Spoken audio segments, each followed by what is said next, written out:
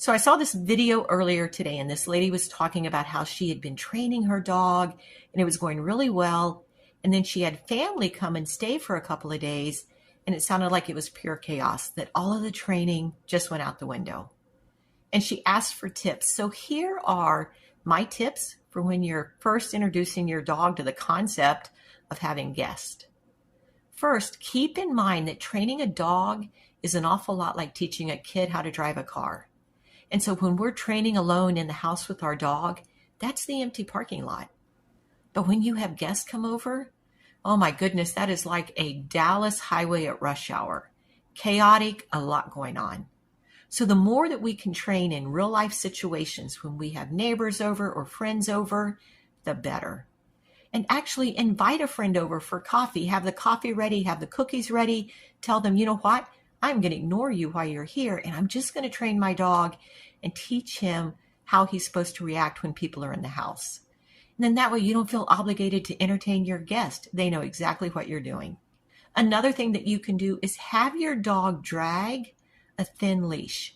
It doesn't have to be too long, but long enough that if he starts getting excited and jumping on people, that you can just walk over and get your foot on the leash. If you don't have the leash and you run over and you're like, no, off, get down, and we're just adding to the excitement of the situation.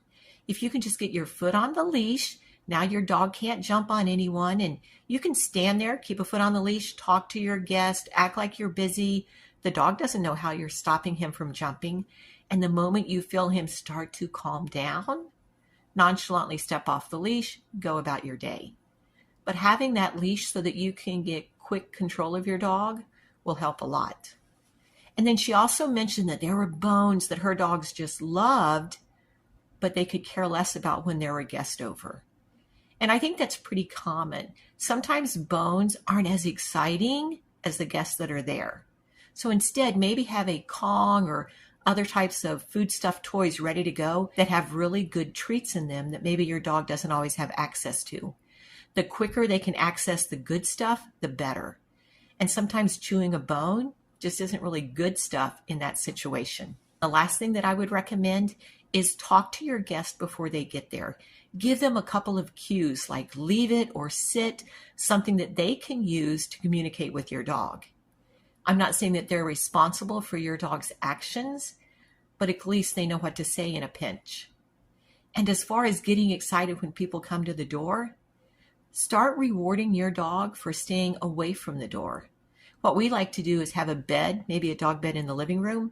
And when guests come in, we ask the guests to ignore, don't acknowledge, don't look at the dog, walk to the bed in the living room. And then when the dog gets on the bed, drop a handful of treats and walk away.